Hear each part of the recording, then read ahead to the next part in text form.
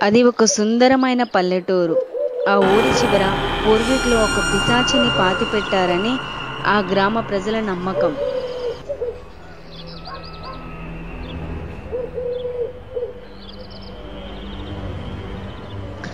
అంతేకాకుండా వారంలో ఒకరోజు గ్రామంలో ఒక ఇంటి నుండి ఒకరిని బలి ఇవ్వాలని వాళ్ళ దృఢ సంకల్పం. దానికి సూచనగా గ్రామంలో ఒక దెయ్యపు కాకి సంచరిస్తూ ఉండేది. ఆ కాకి ఆ గ్రామంలో ఏ ఇంటి మీద అయితే వాలిందో ఆ ఇంటి నుంచి ఆ వారంలో ఒకరిని బలి తీసుకుంటుందని అర్థం. ఆ దెయ్యం కాకి ఊరిలోకి వచ్చిన రోజు ఊరి ప్రజలందరూ ఆందోళనలతో ఉండేవారు. ఒకరోజు ఊరి పెద్దలందరూ ఒక దగ్గర కూర్చొని సమావేశం పెట్టుకున్నారు. ఆ సమావేశంలో ఊరు ప్రజలు ఇలా మాట్లాడుకుంటున్నారు: మనం ఈ దెయ్యం కాకి నుంచి ఊరి ప్రజల్ని ఎలాగైనా కాపాడాలని ఆ ఊరు పెద్దలు అనుకుంటున్నారు. అప్పుడు గ్రామ పెద్దలు ఊరి ప్రజలతో ఇలా అన్నారు.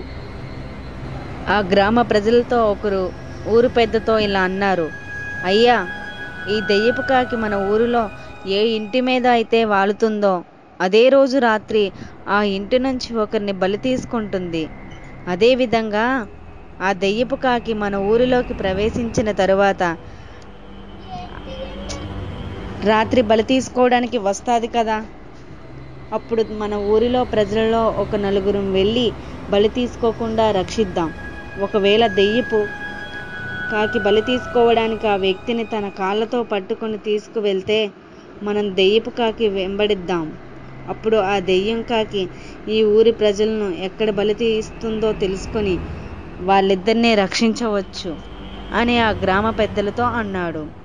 అప్పుడు గ్రామ పెద్ద ఇలా అన్నాడు: మీ ఆలోచన చాలా బాగుంది, కానీ మీరు వేసే ప్రతి అడుగు చాలా జాగ్రత్తగా వేయాలి, లేదంటే ఆ దెయ్యపు కాకి మిమ్మల్ని బలి తీసుకుంటుంది అని గ్రామ ప్రజలందరికీ ఆ ఊరి పెద్ద చెప్పాడు. అలా చెప్పిన విధంగానే ఆ దెయ్యపు కాకి రంగడు ఇంటి మీద వాలింది. రంగడు, నువ్వేమీ బాధపడకు, ఆ దెయ్యం బారి నుండి నిన్ను మన ఊరిలో ఉన్న ప్రజల్ని కాపాడుతాం అని అన్నారు.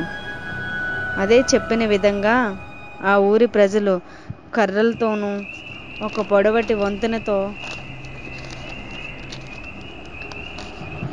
తయారు చేసుకొని గమనిస్తూ ఉన్నారు.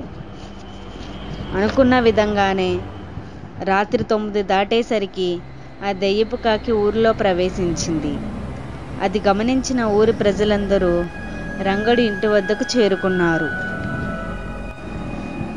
రంగడి ఇంటిలోకి ఆ దెయ్యపు కాకి ప్రవేశించకుండా ఆ ఊరి ప్రజలు ఆ కర్రలతో కొడుతూ ఆ దెయ్యపు కాకిని ఆపుతున్నారు.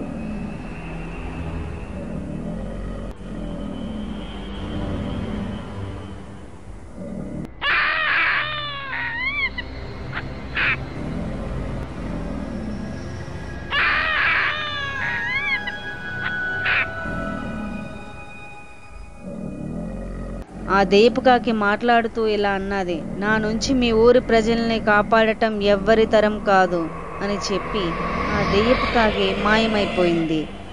రంగడును కాలుతో పట్టుకుని గాలిలోకి ఎగిరిపోయింది. ఊరి ప్రజలు కూడా ఆ దెయ్యపు కాకిని వెంబడిస్తూ ఉన్నారు. ఆ దెయ్యం కాకి రంగడిని ఎత్తుకొని వెళ్ళి ఊరి చివర ఉన్న పాడుబడ్డ నూతిలోకి ప్రవేశించింది.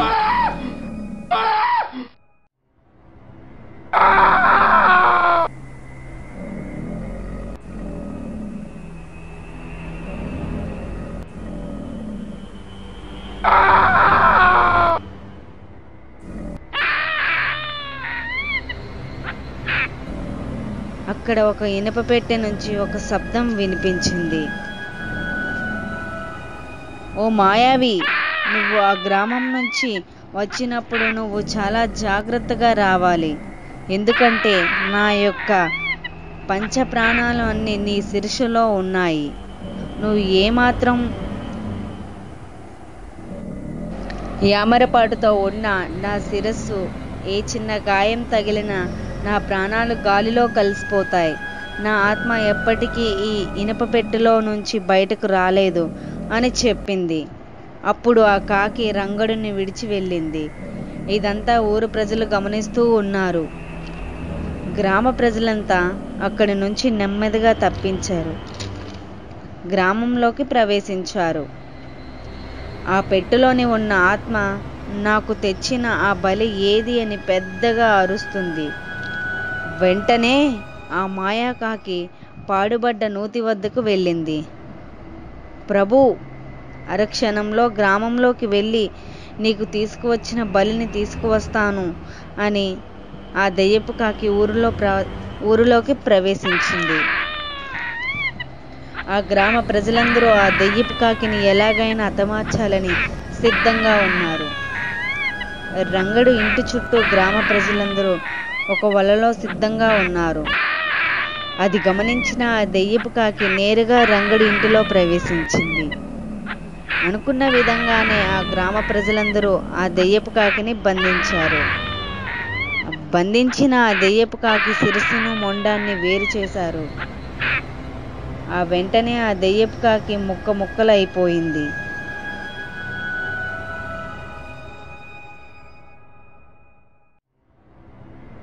ఆ ముక్కలన్నీ ఎగురుకుంటూ పాడుబడ్డ నూతిలో ఉన్న పెట్టెలోకి వెళ్ళిపోయాయి.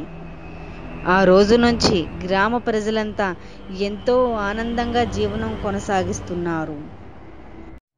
అనగా అనగా ఒక ఊరిలో సురేష్ అలాగే రమేష్ అనే ఇద్దరు అన్నదమ్ములు ఉండేవారు. వారు ఇద్దరు ఊరికి దూరంగా ఒక ఇంట్లో ఉండి చదువుకుంటున్నారు. వాళ్ళిద్దరూ చాలా జలసాకి అలవాటు పడ్డారు. అదేవిధంగా వాళ్ళకి డబ్బులంటే చాలా వ్యామోహం. ఒకరోజు వాళ్ళు ఇంట్లో ఉండగా వాళ్ళ ఊరు నుంచి వాళ్ళ అత్త ఒకరు వాళ్ళ ఇంటికి వచ్చారు. ఆ అత్త వీళ్ళకంటే కొంచెం ధనవంతురాలు. ఆ అత్త వచ్చినప్పుడల్లా తన మెడలో బంగారు నగలు వీళ్ళిద్దరూ చూసేవారు. అదేవిధంగా ఆ రోజు ఆ అత్త వీళ్ళింటికి వచ్చింది. వీళ్ళని చూసి వాళ్ళ అత్త ఇలా అంది, ఏరా అబ్బాయిలు ఎలా ఉన్నారు? బాగానే ఉన్నారా? బాగానే చదువుకుంటున్నారా? ఈ రోజుకి మీ ఇంటిలో ఉండి రేపు పక్క ఊర్లో పని ఉంది, రేపు ఉదయాన్నే లేచి వెళ్ళిపోతాను అని వాళ్ళ అత్త వాళ్ళతో చెప్పింది. అప్పుడు వాళ్ళిద్దరూ సరే అత్త, సరే తప్పకుండా, దానికేం పోయింది, రండి మీరు నిశ్చయంగా మా ఇంట్లో ఈరోజు ఉండవచ్చు అని చెప్పి వాళ్ళ అత్తని ఇంటిలో తీసుకువెళ్ళారు. వాళ్ళత్త ఇంటిలోకి వెళ్ళిన తర్వాత వీళ్ళిద్దరికీ ఒక దుర్బుద్ధి పుట్టింది. అదేమిటంటే, ఒరే తమ్ముడు, అత్త మెడలో ఉన్న బంగారం చూసావా? చాలా ఎక్కువగా ఉంది. అది అమ్మితే మనకి ఖచ్చితంగా 1,00,000 పైగానే వస్తుంది. ఎంతో విలువైంది తెలుసా? మనకు కానీ ఆ నగలకన్నా దొరికితే చాలు, మనం కాస్త ఎంజాయ్ చేయొచ్చు అని వాళ్ళిద్దరూ అనుకున్నారు. అయితే మరి ఏం చేద్దాం? ఇప్పుడు అత్తను అడిగితే ఇవ్వదు కదా, ఒకవేళ అడిగితే ఎందుకు, మీకేంటి అవసరం అని అడుగుతుంది. అప్పుడు మన ఇద్దరం వాళ్ళ అత్తకి ఏం చెప్తాం అని వాళ్ళ తమ్ముడు అడిగాడు. అప్పుడు వీడిలాగన్నాడు, అడగడం ఏంటిరా, మనం అత్త పడుకునే సమయంలో లేదా ఏమరపాటు సమయంలో ఉన్నప్పుడు ఆ నెక్లెస్ని మన ఇద్దరం దాచేద్దాం. దాచేసిన తర్వాత మాకు తెలియదు అని చెప్పేద్దాం. అంతే, పోయిందనుకొని అత్త ఇంటికి వెళ్ళిపోద్ది, మనకేమో ఆ నగలు మిగిలిపోద్ది అని వాళ్ళిద్దరూ ప్లాన్ వేసుకున్నారు. కొద్ది సమయానికి వాళ్ళత్త బయటికి వచ్చి, అబ్బా చాలా ఒక్కపోతుగా ఉంది ఈరోజు, నేను కాస్త మేడ మీదకి వెళ్ళి కూర్చుంటాను అని వాళ్ళత్త మేడ మీదకి వెళ్ళింది. వీళ్ళిద్దరూ కూడా సరే అత్త, సరే సరే వెళ్దాం పదండి, మేము కూడా మేడ మీదకి వస్తాం అని చెప్పి వీళ్ళందరూ మేడ మీదకి వెళ్ళారు. మేడ మీదకి వెళ్ళిన తర్వాత కొద్ది సమయానికి వాళ్ళ అత్తకి చల్లగా గాలి వేయడం వల్ల నిద్రపోయింది. వీళ్ళు వాళ్ళ అత్త నిద్రపోతున్న సమయం చూసి వీళ్ళిద్దరూ ఆ అత్త మెడలో ఉన్న నగని దొంగలించడానికి చాలా ప్రయత్నం చేశారు.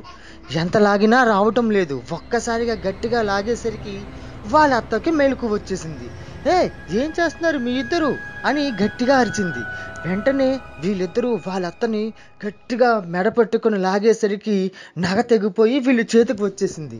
వాళ్ళ అత్త మాత్రం పక్కనే ఉన్న రాయి మీద పడి తలకి చాలా గట్టిగా దెబ్బ తగిలి రక్తం కారి స్పృహ తప్పి పడిపోయింది.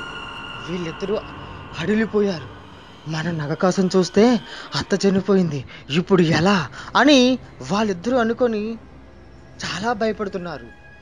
వాళ్ళు అన్నదమ్ములు ఇద్దరూ చాలా భయపడిపోయి ఇలా అనుకుంటున్నారు, ఒరే ఇప్పుడు మనం ఏం చేద్దాంరా, అత్త కనుక చనిపోతే మనకి చాలా ప్రమాదం ఉంటుంది, ఎందుకంటే పోలీస్ కేసులు చాలా అయిపోతాయి, ఇప్పుడు మనం ఏం చేద్దాం, ఈ శవాన్ని కనిపించకుండా మనం ఏదైనా చెయ్యాలి అని వాళ్ళిద్దరూ చాలా భయపడుతున్నారు. ఇంతలోపే వాళ్ళ ఇంటి తలుపు ఎవరో కొడుతున్నట్టు అనిపించింది.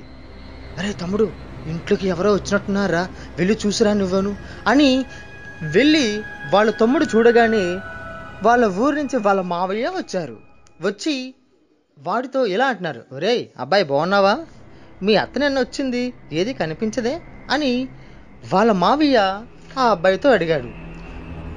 వాడు తడబడుతూ ఇలా అన్నాడు, అత్త అత్త అత్త వచ్చింది మావయ్య, మీరు రండి, మీరు కూర్చొని లోపల రిలాక్స్ అవ్వండి అని చెప్పి వాళ్ళ మామయ్యని ఇంటిలో తీసుకొని వెళ్ళాడు. ఒక రూమ్లో తీసుకొని వచ్చి మీరు ఇక్కడే కూర్చొని మావయ్య, నేను ఇప్పుడే వస్తాను అని చెప్పి ఆ కుర్రవాడు మేడ మీదకి వచ్చి, రే మనకి పెద్ద సమస్య వచ్చిందిరా, ఊరి నుంచి మావయ్య వచ్చాడు, అత్తే ఏదైనా అడుగుతున్నాడు, ఇంక కొద్దిసేపు కానీ ఇక్కడే ఉంచితే మావయ్య పైకి వస్తాడు, మనం చేసిందంతా తెలిసిపోద్ది, మన ఇద్దరం జైలుకి వెళ్ళిపోవడం తప్పనిసరి అని ఇద్దరు చాలా భయపడుతున్నారు.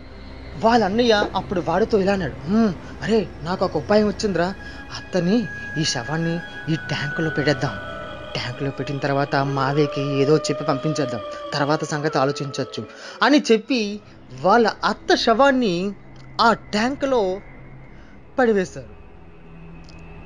పెట్టి పైన గట్టిగా మూత పెట్టి వీళ్ళిద్దరూ కిందకు వచ్చేసారు. వాళ్ళ మావయ్య వీళ్ళిద్దరిని ఎలా అడుగుతున్నారు, రే మీ అత్త కనిపించదేరా, ఇందా నేను చూస్తున్నాను అంటే, ఎక్కడికో వెళ్ళి ఉంటుందిలే మావయ్య, మీరు ఈరోజు రెస్ట్ తీసుకొని రేపు మార్నింగే బయలుదేరదులేరు అని వాళ్ళిద్దరూ చెప్పారు. సరే అని చెప్పి వాళ్ళ మావయ్య వాళ్ళ ఇంటిలో ఉన్న బాత్రూంలోకి వెళ్ళి స్నానం చేద్దామని కొలాయి తిప్పగా ఆ ట్యాప్లోంచి రక్తం వస్తుంది, అదేవిధంగా ఏడుపు సౌండ్ కూడా వినిపిస్తుంది. వెంటనే వాళ్ళ మావయ్యకు అనుమానం వచ్చి, ఒరే అబ్బాయి ట్యాంక్లోంచి ఏంటి రక్తం వస్తుంది, కావ్య ఏవో అరుపులు అనిపిస్తున్నాయేంటి అని వాళ్ళిద్దరితో అడిగాడు. అదా రక్తనాడు ఏంటి మావయ్య, అలాంటిది ఏమీ లేదే అని చెప్పి వీళ్ళిద్దరూ చాలా భయపడుతున్నారు. కానీ వాళ్ళ మావయ్యకు మాత్రం వీళ్ళిద్దరి మీద అనుమానం వచ్చింది. అసలు ఏది మీ అత్త, ఏది నాకు కనిపించట్లేదు, పైగా ఈ వాటర్లోంచి రక్తం రావడం ఏంటి, ఇదంతా నాకు ఏదో అనుమానంగా ఉంది, పదండి అసలు పైకి వెళ్ళి చూద్దామని వాళ్ళ మావయ్య ఆ ట్యాంక్ దగ్గరికి వచ్చాడు. చాలా ఆతృతగా వాళ్ళ మావయ్య మేడ మీదకి వచ్చాడు. వచ్చే సమయానికి ఎదురుగా ఆ రాయి కింద రక్తాన్ని చూసి, రే ఏంటరా ఈ రక్తం, అసలు ఏం జరిగింది, ఈ రక్తం ఎవరిది, అసలు ఏం చేస్తారో చెప్పండి అని గట్టిగా వాళ్ళ మావయ్య వాళ్ళని అడుగుతున్నాడు. ఈలోపే ఆ ట్యాంకులోంచి ఏవో అరుపుల్లాంటివి అలాగే ఏడుపుల్లాంటివి వినిపిస్తున్నాయి. అదేవిధంగా ట్యాంకులోంచి ఏవో పొగల్లాంటివి కూడా బయటకు వస్తున్నాయి. అది చూసి వాళ్ళందరూ చాలా భయపడ్డారు. అరే ట్యాంకులో ఏం చేశారా, అసలు ఏంటి ఇదంతా నాకు అర్థం కావట్లేదు, త్వరగా వెళ్ళి ఆ ట్యాంక్ క్యాప్ని తీసి చూడండి అని వాళ్ళ మావయ్య అడిగారు. వాళ్ళు ట్యాంక్ దగ్గరికి వెళ్ళేసరికి చిత్రహింసలు పడ్డ ఆ వాళ్ళ అత్త ఆత్మ కాస్త ప్రేతాత్మగా మారిపోయి దెయ్యంగా మారిపోయింది. ఒక్కసారిగా ఆ ట్యాంక్ కప్పులోంచి ఆ దయ్యం బయటకు వచ్చింది. అది చూసిన వీళ్ళు ముగ్గురు చాలా హడిలిపోయారు. ఆ ట్యాంక్ నుంచి వచ్చిన ఆ దయ్యాన్ని చూసి వీళ్ళందరూ ఒక్కసారిగా హడిలిపోయారు. వాళ్ళ మావయ్య ఇలా అంటున్నాడు, హే ఎవరు నువ్వు, అసలు ఎందుకు ఈ ట్యాంకులో ఏం చేస్తున్నావు, నువ్వెందుకు మమ్మల్ని అందరినీ ఇలా చిత్రహింసలు చేస్తున్నావు అని గట్టిగా వాళ్ళ మావయ్య అడిగాడు. అప్పుడు ఆ దెయ్యం ఏడుస్తూ, ఏమండి నేను మీ భాగ్యలక్ష్మిని, నన్ను వీళ్ళిద్దరూ చంపేసి చాలా చిత్రహింసలు చేసి ఈ ట్యాంకులో పడివేశారు, నా ఆత్మ చాలా క్షోభించి ఇలా దయ్యంగా మారిపోయాను. వీళ్ళ ధన ఆశ వల్ల నా ప్రాణాన్ని కోల్పోయాను. వీళ్ళు నా వస్తువులన్నీ కాజేశారు. అంతేకాకుండా నన్ను చంపి ఈ ట్యాంకులో ఊపిరాడకుండా మరీ నన్ను చంపేశారు. కావాలంటే మీరు పోలీసులకి ఈ ఇంటికి ఉన్న సీసీ కెమెరా ఫుటేజ్ని చూపించి వీళ్ళిద్దరిని అరెస్ట్ చేయండి అని ఆ దయ్యం వాళ్ళ భర్తకి చెప్పింది. అది చూసిన వాళ్ళ మావయ్య చాలా కోపంతో వాళ్ళిద్దరిని, ఒరేయ్ ఎంతకు తెగించారా, మీరు డబ్బుల కోసం అలాగే బంగారం కోసం ఒక నిండు ప్రాణాన్ని ఇలా చిత్రహింసలు చేసి మరీ చంపేస్తారా? మీలాంటి వాళ్ళని ఇక్కడే చంపినా పాపం లేదు. మిమ్మల్ని మా భార్య కోరుకున్న చెప్పిన విధంగానే ఈ వీడియోని తీసుకెళ్లి పోలీసులకు చూపించి మీ జీవితాంతం జైల్లో ఉండేలా నేను చూస్తాను. ఇటువంటి మానవ మృగాలు సమాజంలో పెరగకూడదు అని వాళ్ళ మావయ్య చాలా కోపంగా అన్నాడు.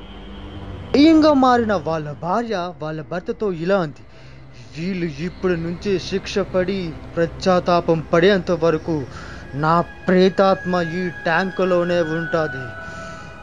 నేను వీళ్ళ మరణం చూసేదాకా ఇక నుంచి బయటకు వెళ్ళను అని ఆ దయ్యం మరలా ఆ ట్యాంకులోకి వెళ్ళిపోయింది. భార్య చెప్పిన విధంగానే ఆ భర్త ఆ ఇద్దరి నలురూప రాక్షసులిద్దరికీ కఠిన కారాగార శిక్షను విధించి జైల్లో పెట్టించాడు. తన భార్య ఆత్మకు శాంతి కలుగుతాదని, తను అనుభవించిన తీవ్ర క్షోభకి ఇప్పుడు సుఖం కనిపిస్తుందని ఆ భర్త ఎంతగానో సంబరపడ్డాడు. కానీ తన భార్యను కోల్పోవడం చాలా బాధాకరమని బాధపడుతూ ఉన్నాడు.